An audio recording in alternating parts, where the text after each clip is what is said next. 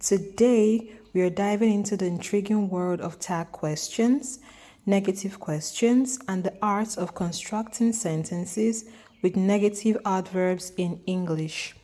These linguistic tools add depth and nuance to our communication, allowing us to express uncertainty, seek confirmation, or express negativity in various ways. Let's begin by exploring each of these concepts in detail. I am a tutor, Sally Osaiti, and before we proceed, please remember to click the like button and share the content. Ensure you subscribe to this channel to get more classes on our English intermediate content. So, tag questions are short questions added at the end of a sentence to seek confirmation or agreement. It typically consists of a pronoun and an auxiliary verb that matches the tense of the main sentence. If the main sentence is positive, the tag question is usually negative, and if the main sentence is negative, the tag question is usually positive. For example, a main sentence: "You're coming to the party, aren't you?" Another sentence: "She doesn't like coffee, does she?" So in these examples, you can see that the main sentence, "You're coming to the party," is positive, and the tag question, "aren't you?" is negative. Same with the second example, "She doesn't like coffee." That's a negative sentence. But the tag question says, "does she?" which is a positive expression. All right, so we move to negative questions. Negative questions are a unique form of inquiry that involves using a negative word or phrase in the question itself.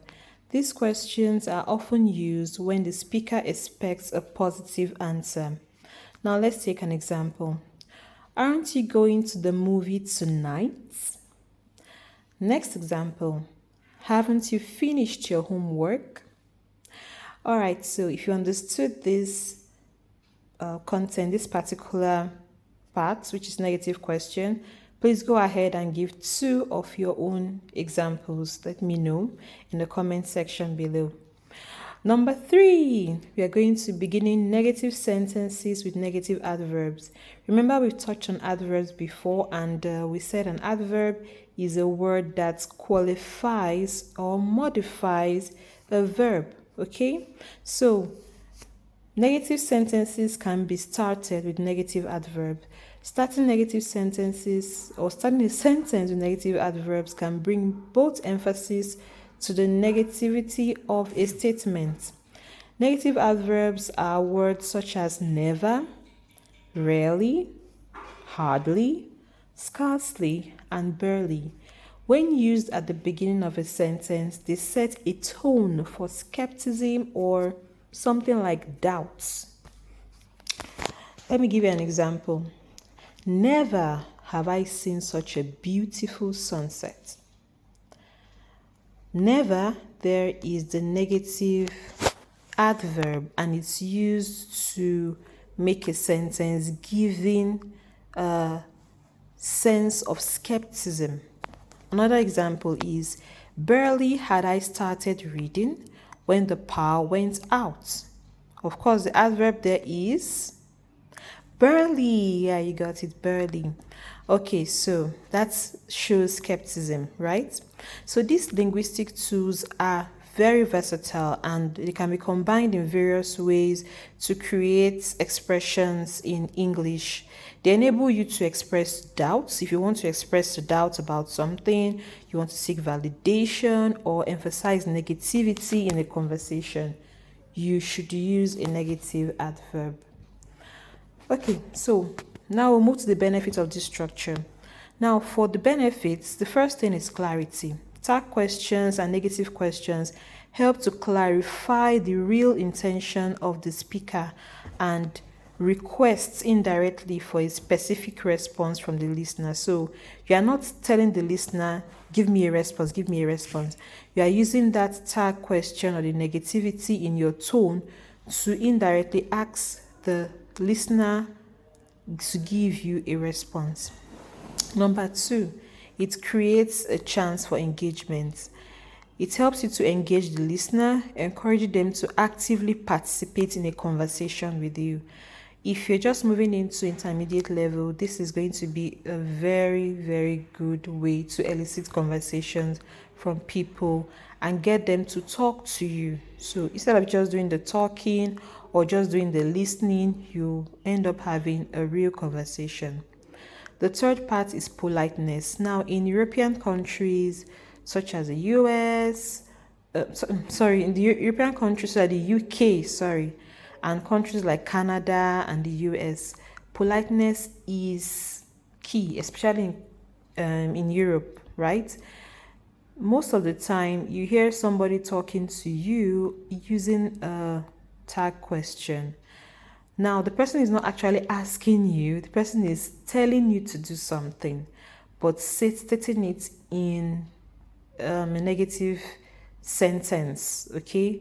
Just to give you an idea of asking you to do it politely, okay?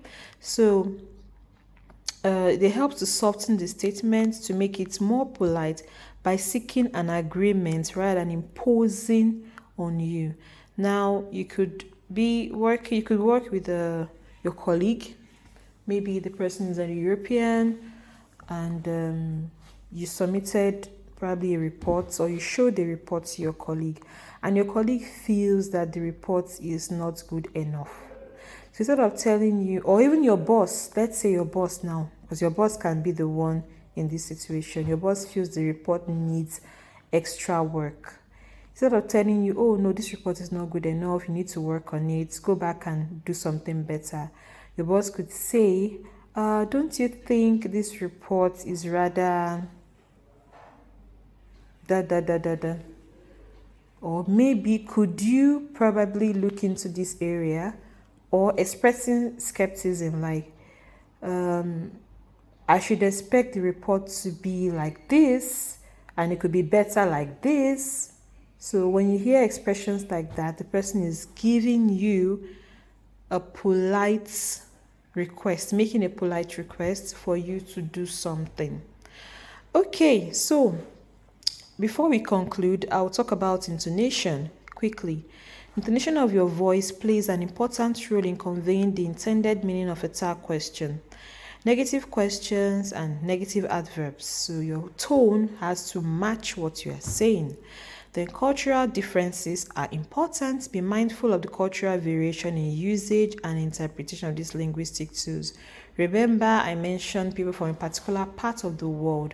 So if you are from maybe Africa, where we speak directly, we hardly use tag questions except in highly formal settings.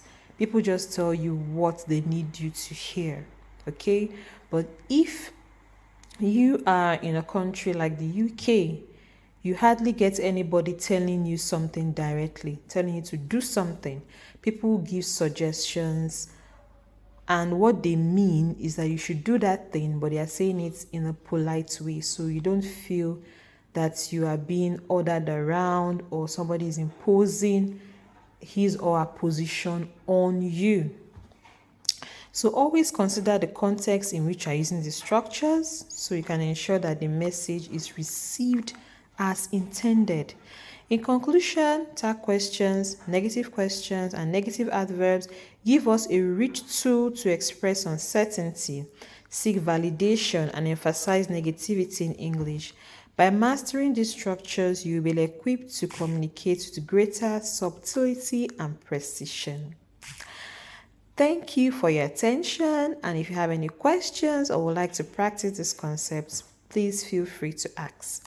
So for your homework, give me 3 tag questions, okay?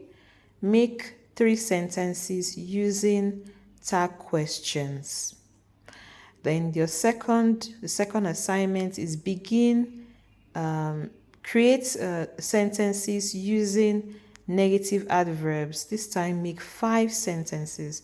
For the tag questions, 3. For the negative adverb usage, make 5. And when you are making these sentences, look out for trying to be polite. So you are aiming at expressing politeness, making a request by using negative adverbs. Okay, so ensure you like our channel. Please subscribe to this channel and do share the content if you like what we've shared.